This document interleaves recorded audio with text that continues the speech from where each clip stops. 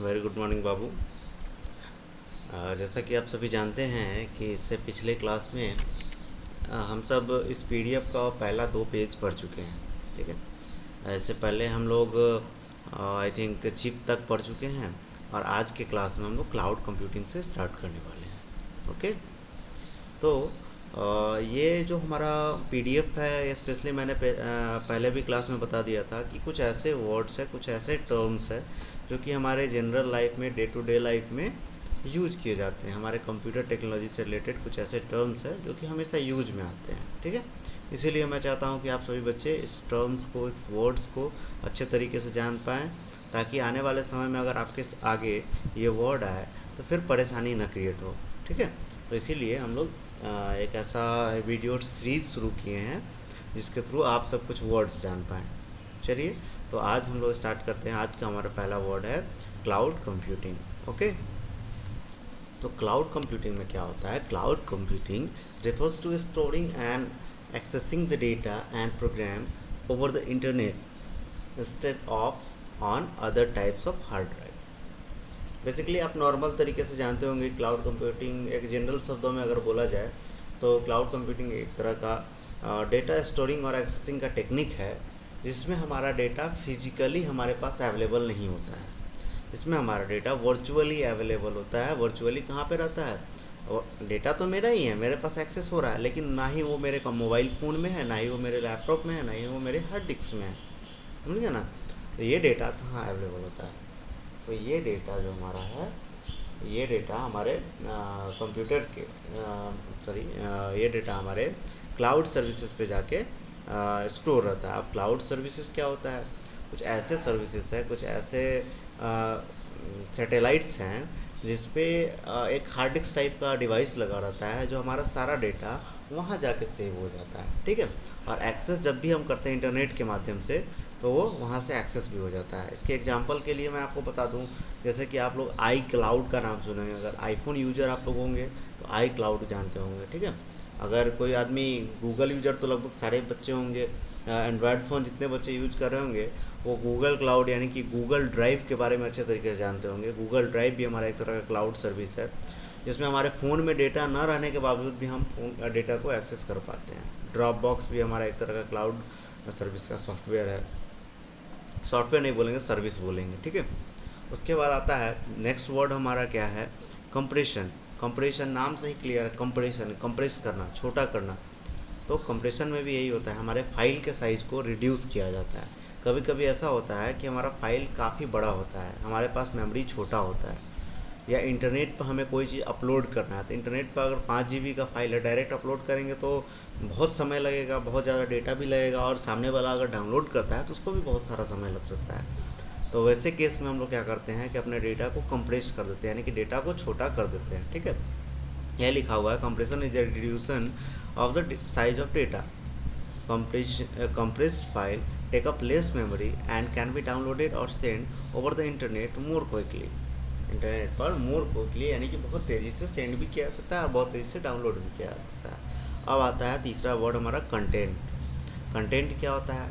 Content बहुत ही clear शब्दों में अगर बोलें कि सामने में आपके जो दिख रहा है पीडीएफ, ये भी हमारा एक तरह का कंटेंट है। ठीक है, तो हम लोग बोलेंगे वेबसाइट्स पे जितने भी तरह के टेक्स्ट इन्फॉर्मेशन है, content refers to a website text and information as opposed to its design and structure। हमारा कंटेंट जो है एक तरह का टेक्सचुअल इन्फॉर्मेशन है जो कि हमारे वेबसाइट पर एक स्ट्रक्चर के रूप में अवेलेबल होता है। ओके, उसके बाद आता है हमारा कुकीज़। कुकीज़ हमारा एक तरह का, अगर हम लोग नॉर्मल बताएं तो कुकीज़ भी एक तरह का हमारा डेटा ही है। अब वो डेटा किस तरह का है इसके बारे में मैं थोड़ा सा गहराई में जाके बताता हूँ। कुकीज़ एक तरह का हमारे द्वारा सर्च किया गया, हमारे द्वारा यूज़ किया गया ही डेटा होता है। आप क्या सर्च कर रहे हो? आप कभी कभी देखते होंगे आप, जैसे कि यूज़र आईडी और पासवर्ड डालते हैं आप किसी फेसबुक पे या फिर किसी अदर जगह ईमेल अकाउंट्स पे, तो वहाँ पे आपसे पूछता है कि आप लेटर यूज करने के लिए इसको सेव करना चाहते हैं। अगर आप यस करते हैं तो वो डेटा हमारे कुकीज़ में जाके सेव हो जाता है। ठीक है, ये भी हमारा एक तरह का डेटा स्टोरेज टेक्निक होता है। सर्वर पे हमारे डेटा को सेव करके रखता है, ताकि आप बार बार इस चीज़ का यूज करें तो आपको लिखना ना पड़े, आप डायरेक्ट डेटा को फेच करके वहाँ से यूज कर ले। ठीक है, यही यहाँ पे बताया गया है। A piece of a code और data created by a web server and store on a user's computer. Web server के द्वारा ही क्रिएट किया गया है, लेकिन स्टोर कहाँ होगा? यूजर के कंप्यूटर में स्टोर हो जाएगा। कुकीज़ हमारे यूजर के कंप्यूटर में स्टोर होता है। ठीक है, it is use to keep track of users usage pattern and performance preference. ये हमारे यूजर्स के जो भी यूज किया गया चीज़, जैसे कि बार बार मैं फेसबुक यूज कर रहा हूँ, बार बार मैं फ्लिपकार्ट खोल रहा हूँ, या बार बार मैं ईमेल खोल रहा हूँ, या बार बार मैं किसी अदर वेबसाइट्स को खोल रहा हूँ, तो उससे रिलेटेड डेटा हमारे पास हमेशा सेव रहता है। ठीक है, आप नॉर्मल देखना कभी जैसे कि कंप्यूटर से मोबाइल फ़ोन यूज करते होगे आप, तो आप जैसे कि कोई भी चीज़ सर्च करते हो, तो पहली बार अगर आप मोबाइल फ़ोन में वो चीज़ सर्च कर रहे हो तो उसको खुलने में हो सकता है कि 5 सेकंड का समय लगे, लेकिन नेक्स्ट टाइम जैसे ही वो चीज़ आप खोलेंगे तो हो सकता है कि 2 सेकंड 3 सेकंड में ही वो खुल जाएगा, क्योंकि उसका सारा डेटा कुकीज़ में आके सेव हो चुका होता है, तो उसको खुलने में ज़्यादा समय नहीं लगेगा। ठीक है, अब आता है CPU। इसके बारे में मुझे लगता है कि ज़्यादा बताने की ज़रूरत नहीं है, आप सभी बहुत अच्छे तरीके से जानते हो। 5 6 7 8 के बच्चे CPU के बारे में बहुत अच्छे तरीके से जानते हैं। ठीक है, तो अभी मैं थोड़ा सा बता देता हूँ। सेंट्रल प्रोसेसिंग यूनिट इसका फुल फॉर्म होता है। It is the brain of our computer. हमारे कंप्यूटर का ब्रेन होता है, और हमारे कंप्यूटर का जितना भी कैलकुलेशन और जितना अर्थमेटिकल मैथमेटिकल परफॉर्मेंस है, और जितना भी स्पीड मैनेजमेंट टेक्निक है, ये सारे चीज़ हमारे CPU के अंडर में होता है। ठीक है, जितने भी स्पीड मैनेजमेंट टेक्निक हो गए, कैलकुलेशंस हो गए और ऑपरेशंस हो गए, जो भी हमारा रिस्पॉन्स टाइम आता है, जैसे कि हम कोई चीज़ कंप्यूटर के लिए जैसे कि सेव किए तो तुरंत सेव हो जाता है, कोई चीज़ हम सर्च करना चाहते हैं तुरंत सर्च हो जाता है, तो ये किसके रिस्पॉन्सिबिलिटी पे होती है? ये हमारा CPU के रिस्पॉन्सिबिलिटी पे होता है। ओके, उसके बाद आता है हमारा साइबर सिक्योरिटी। आप सभी उत्सुक होंगे इसके बारे में जानने के लिए, नाम ही है साइबर सिक्योरिटी। ठीक है, cyber security refers to a major design to protect your computer। Cyber security आपके कंप्यूटर को प्रोटेक्ट करने के लिए एक ऐसे स्ट्रक्चर का डिज़ाइन किया जाता है, स्ट्रक्चर का डिज़ाइन होता है जिसके हेल्प से आप अपने कंप्यूटर का जितना भी डेटा होगा उसको प्रोटेक्ट करेंगे। अब ये कंप्यूटर ही नहीं, आपका अदर डिवाइस भी हो सकता है, नेटवर्क, आपका कंप्यूटर नेटवर्क भी हो सकता है, कंप्यूटर नेटवर्क के अंदर काम करने वाले वो डिवाइस भी हो सकते हैं। और किससे बचाता है? ये हमारे साइबर क्राइम से बचाता है। आए दिन आप लोग सुनते होइएगा कि साइबर क्राइम होते आ रहा है। साइबर क्राइम क्या होता है? साइबर क्राइम यही होता है कि आपके डेटा को कहीं ना कहीं से चुरा लिया जाता है, आपके कुछ पर्सनल फाइल्स को कोई सर्वर हैक कर लेता है, तो इसी को हम लोग बोलते हैं साइबर क्राइम। और उसको रोकने के लिए जो चीज़ को यूज़ किया जाता है उसको हम लोग बोलते हैं साइबर सिक्योरिटी। अब आते हैं थोड़ा सा, अब जो हम लोग डे टू डे लाइफ में सुनते होंगे, हैकर्स। ठीक है, तो हैकर्स साइबर क्राइम जो करते हैं उसको हम लोग हैकर्स बोलते हैं। ठीक है, यानी कि दो तरह का वर्ड आता है, एक हैकर आता है, लेकिन फिर साइबर सिक्योरिटी एक्सपर्ट, जैसे कि अगर ऑफिशियल कंपनी में अगर आप जाएंगे तो हैकर्स कौन होते हैं? वो भी साइबर सिक्योरिटी एक्सपर्ट ही होते हैं। वो जब तक एक्सपर्ट नहीं होंगे तब तो वो है कि ये सिक्योरिटी कर ही नहीं पाएंगे। उनको पता होगा ना कि हाँ यहाँ से ये चीज़ किया जा सकता है। तो एक हैकर भी साइबर सिक्योरिटी एक्सपर्ट हो सकता है, एक साइबर सिक्योरिटी एक्सपर्ट भी हैकर हो सकता है। वो उसके मूड के ऊपर डिपेंड नहीं होता है कि एक आदमी अच्छा होता है एक आदमी बुरा होता है। तो साइबर सिक्योरिटी एक्सपर्ट में अगर कोई आदमी बुरा होता है तो वो हैकर्स की तरह एक्ट करता है, वो आपके पर्सनल डेटा को चुरा भी सकता है। लेकिन उसी में कोई अच्छा आदमी होगा वो साइबर सिक्योरिटी एक्सपर्ट होता है। तो हमारे देश में हैकर्स नाम का वर्ड बैन है। हैकर्स नाम का वर्ड जो है हर जगह यूज़ नहीं कर सकते हम लोग। अगर हम लोग किसी कंपनी के ऑनर हैं तो वहाँ पे हम लोग हैकिंग वर्ड का यूज़ नहीं कर सकते हैं। हम लोग वहाँ पे साइबर सिक्योरिटी एक्सपर्ट को हायर करेंगे, ना कि हैकर को हायर करेंगे। हमारे कंपनी में भी तो ज़रूरत होगी किसी न किसी साइबर सिक्योरिटी एक्सपर्ट की, क्योंकि हमारे पास भी तो बहुत वैल्यूएबल डेटा होता है, तो उसको प्रोटेक्ट करने के लिए हम लोग साइबर सिक्योरिटी एक्सपर्ट का यूज़ करते हैं। ओके, आप लोग समझ गए होंगे। उसके बाद आता है हमारा डिवाइस ड्राइवर। अब डिवाइस ड्राइवर एक तरह का छोटा सा प्रोग्राम होता है, एक छोटा सा सॉफ्टवेयर होता है, जो कि जितने भी हमारे पास hardware components, hardware peripheral devices है, उसको आपके कंप्यूटर से कनेक्ट कराने के लिए या आपके कंप्यूटर को उसके कंपेटिबल बनाने के लिए उसका यूज किया जाता है। कंपेटिबल हो सकता है कि आपके कंप्यूटर में प्रिंटर से कनेक्ट करने की क्षमता नहीं होगी, लेकिन प्रिंटर के साथ एक ड्राइवर दिया जाता है जो कि आपके कंप्यूटर को बताता है कि ये प्रिंटर का वर्जन मान लेते हैं 1 2 3 4 है, ये कंप्यूटर का प्रिंटर का वर्जन आपके कंप्यूटर से कनेक्ट होने जा रहा है, आप इसको अलाउ करें। ठीक है, क्या कि ऐसे किसी को तो अलाउ नहीं कर सकता हमारा कंप्यूटर। जब तक उस पर्टिकुलर डिवाइस का हम लोग ड्राइवर इंस्टॉल नहीं करेंगे तब तक वो डिवाइस हमारे कंप्यूटर में कनेक्टेड नहीं हो सकता है। ओके, उसके बाद हमारा आता है डोमेन। नाम आपने बहुत ज़्यादा सुना होगा, आई थिंक आप लोग HTML पढ़े होंगे या फिर जनरल लाइफ में, डे टू डे लाइफ में भी आप सुने होंगे डोमेन नेम परचेज करना है, या फिर डोमेन इसका क्या है ये सुने होंगे। तो domain is a set of computer on network that are managed as a unit. Domain एक तरह का कंप्यूटर का यूनिट होता है, मल्टीपल कंप्यूटर का एक नेटवर्क होता है जो कि नेटवर्क के थ्रू मैनेज किया जाता है। समझे, नेटवर्क में डोमेन की, जैसे कि हमारे पास 10 कंप्यूटर है, ठीक है, 10 कंप्यूटर में एक कंप्यूटर को हम डोमेन बना दिए, तो वो कंप्यूटर हमारे पूरे नेटवर्क के 9 जो कंप्यूटर हमारे पास है उसको मैनेज करेगा। समझ गए। फॉर एग्जांपल जैसे कि हम लोग देखते हैं कि हमारे स्कूल में, चलिए स्कूल का ही एग्जांपल लेते हैं, स्कूल में हमारे प्रिंसिपल सर हो गए और जितने भी टीचर्स हैं, तो उनको मैनेज कौन करता है? टीचर्स को प्रिंसिपल सर मैनेज करते हैं। उसी तरह से हमारे नेटवर्क में जितने भी कंप्यूटर्स होते हैं उसको मैनेज करने के लिए हमारे पास डोमेन होता है। ओके, अब डाउनलोड नाम का वर्ड है, इस तो लगभग सारे बच्चे अच्छे तरीके से फैमिलियर होंगे।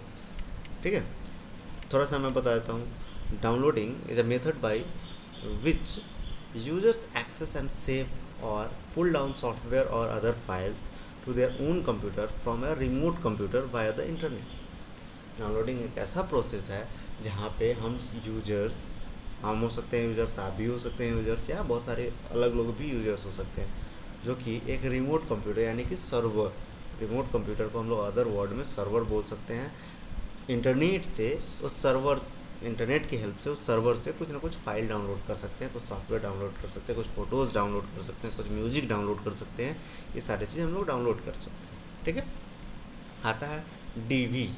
डीवी का मतलब होता है डिजिटल वीडियोज़। आप लोग जैसे यूट्यूब पे देखते होंगे, उसको हम लोग डिजिटल वीडियो बोल सकते हैं, क्योंकि यूट्यूब का वीडियो हम लोग डाउनलोड तो अभी नहीं कर रहे हैं। फिलहाल डाउनलोड करने का टेक्निक भी है, ऐसा नहीं कि डाउनलोड नहीं किया जा सकता, डाउनलोड भी कर सकते हैं, लेकिन फ़िलहाल जो हम लोग यूट्यूब पे देखते हैं उसको हम लोग डिजिटल वीडियो बोलते हैं। ओके, उसके बाद आता है ईमेल। फुल फॉर्म आप लोग अच्छे तरीके से जानते होंगे, इलेक्ट्रॉनिक्स मेल। इसका काम क्या होता है कि ईमेल को, जो हमारा मैसेजिंग सर्विसेज है उसको इंटरनेट के थ्रू किसी न किसी आदमी को, किसी पर्टिकुलर आदमी को सेंड करना। ठीक है, नॉर्मल हम लोग अपने जनरल लाइफ में देखते होंगे ये पोस्ट ऑफिस। पोस्ट ऑफिस भी एक तरह का मेलिंग सर्विस ही है, लेकिन वो क्या है, मैनुअल सर्विस है, वो ह्यूमन बीइंग के द्वारा चलाया जाता है।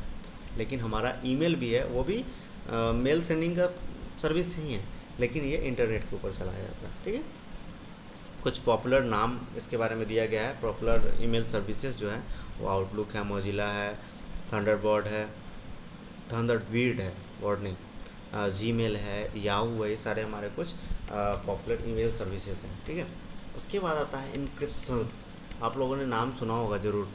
इनक्रिप्शन क्या होता है? नाम से ही इनक्रिप्ट नाम से इनक्रिप्शन बन के आया है। ठीक है, तो इनक्रिप्शन का काम क्या होता है, हमारे पर्टिकुलर डेटा को, इलेक्ट्रॉनिक डेटा को किसी अनऑथोराइज्ड यूजर्स से बचाने के लिए इनक्रिप्ट करता है, यानी कि प्रोटेक्ट करता है। अगर जिन नॉर्मल दूसरे इसका इनक्रिप्शन का अगर दूसरा वर्ड हम लोग देखें तो प्रोटेक्शन भी बोल सकते हैं।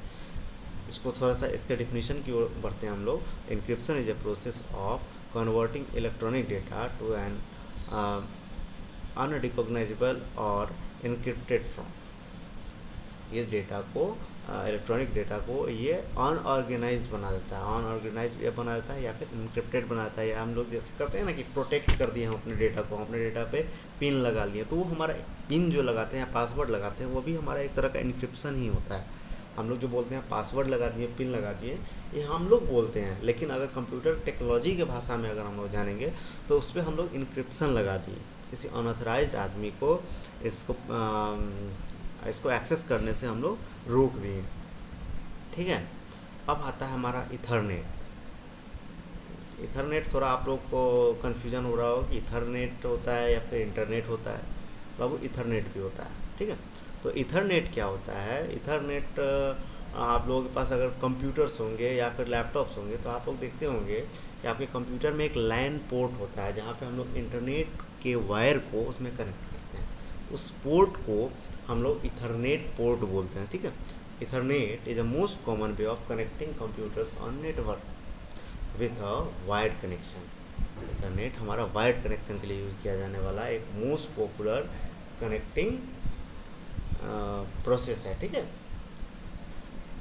It is type of local area network. ये हमारा लोकल एरिया नेटवर्क यानी कि लैंड टेक्नोलॉजी से रिलेटेड सर्विसेज है। आप अपने कंप्यूटर्स के आई थिंक लेफ़्ट साइड या फिर राइट, किसी किसी कंप्यूटर्स में लेफ़्ट साइड में पाया जाता है, लैपटॉप्स में लेफ़्ट साइड में पाया जाता है और किसी किसी लैपटॉप में राइट साइड में भी पाया जाता है। आप लोग चेक कर सकते हो, ठीक है। ये मल्टीपल डिवाइस के बीच में कनेक्शन इस्टेब्लिश करने के लिए भी यूज किया जाता है। उसके बाद हमारा आता है फायरवॉल। फायरवॉल एक तरह का फायर वॉल, आप लोग नाम से थोड़ा सा समझा कीजिए। फायर वॉल, वॉल मतलब दीवार। दीवार एक तरह का ऐसा बैरियर जो कि हमारे सिक्योरिटी सिस्टम को और इन्हेंस करता है, ठीक है। जो भी हमारे सिक्योरिटी सिस्टम्स होंगे उसको प्रोटेक्ट करता है। Firewall is a barrier that acts as a security system to protect trusted computer systems and networks from outside connection and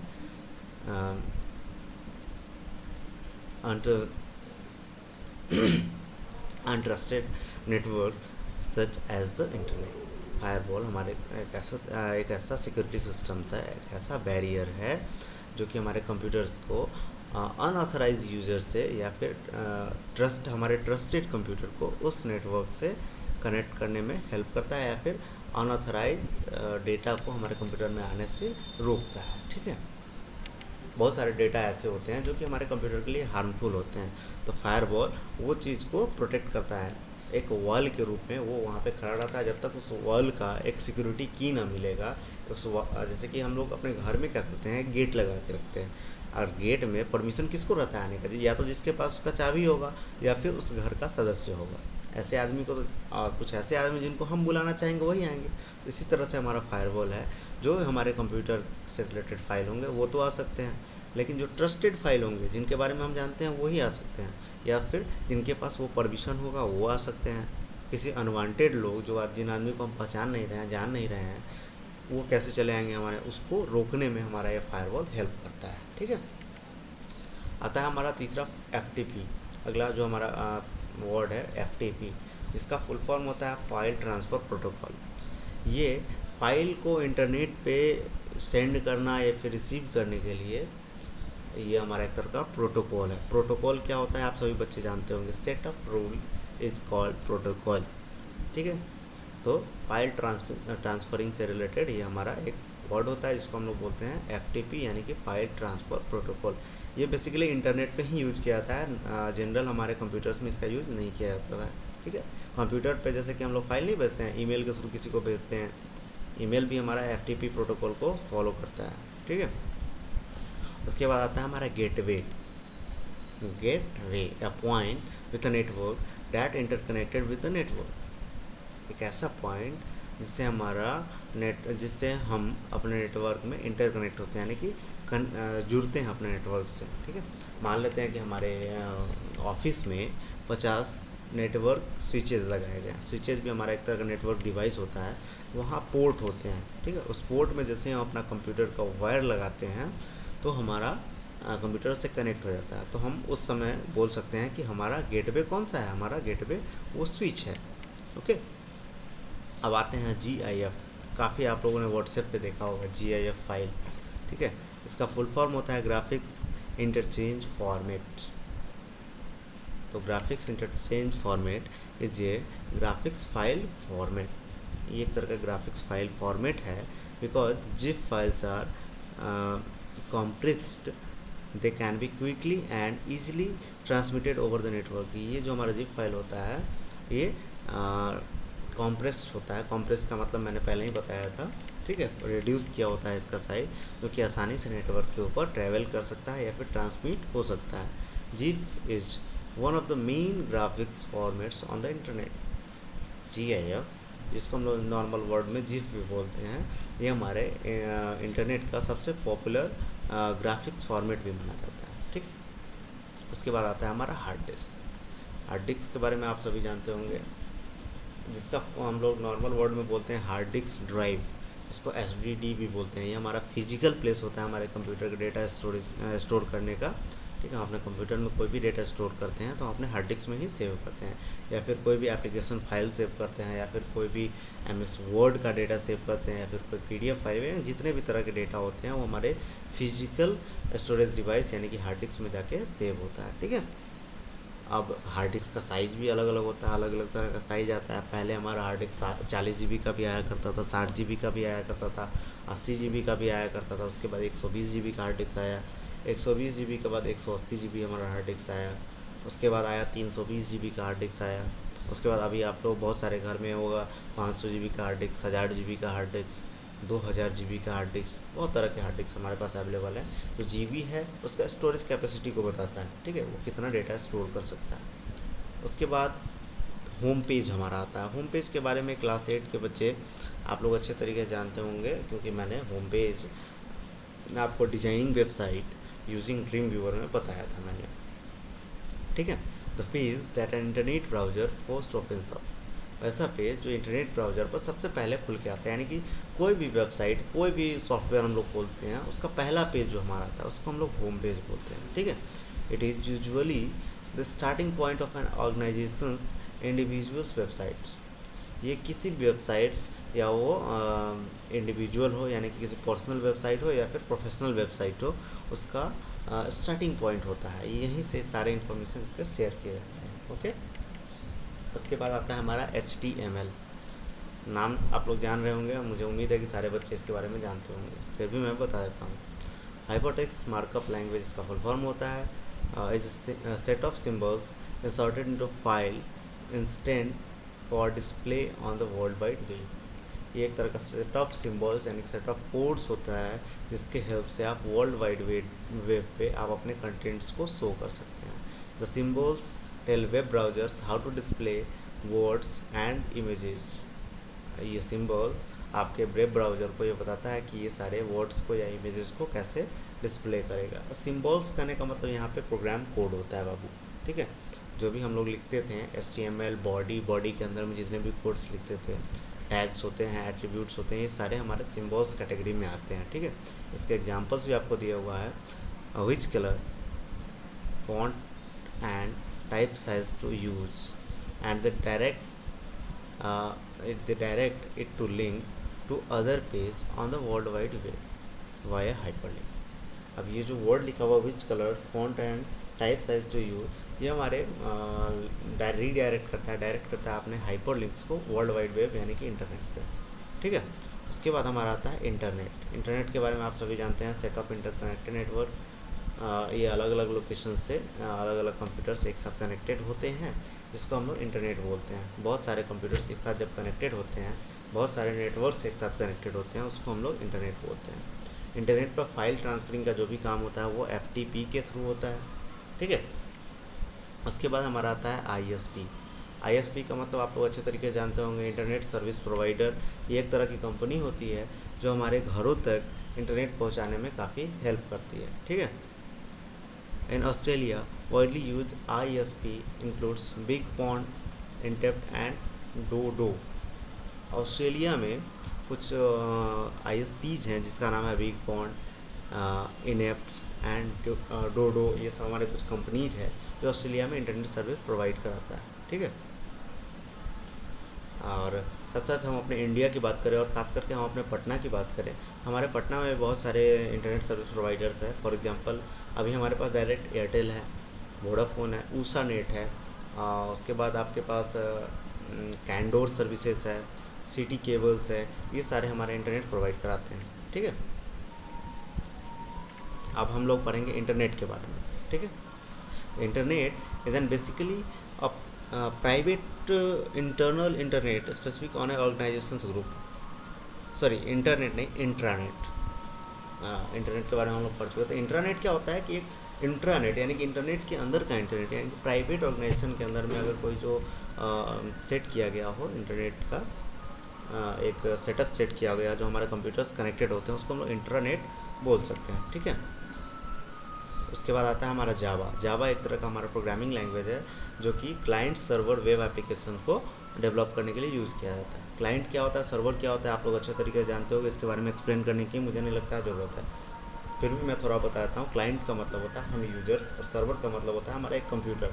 हमारे कंप्यूटर और सर्वर्स के बीच में एस्टैब्लिशमेंट करने के लिए हमारा एक तरह का एप्लीकेशन बनाया जाता है जो कि जावा प्रोग्रामिंग के थ्रू बनाया जाता है, ठीक है। इसके बाद हमारा अगला वर्ड है JPEG, जो कि हमारे एक कंप्यूटर टेक्नोलॉजी का खास करके पिक्चर्स से रिलेटेड टेक्नोलॉजी का ये सबसे पॉपुलर फॉर्मेट है, ठीक है। JPEG का फुल फॉर्म होता है जॉइंट फोटोग्राफिक एक्सपोर्ट ग्रुप्स। ये हमारा एक स्टैंडर्ड फ़ोटो का फॉर्मेट होता है जो कि हमारे क्लियरिटी के लिए काफ़ी फेमस होता है, ठीक है।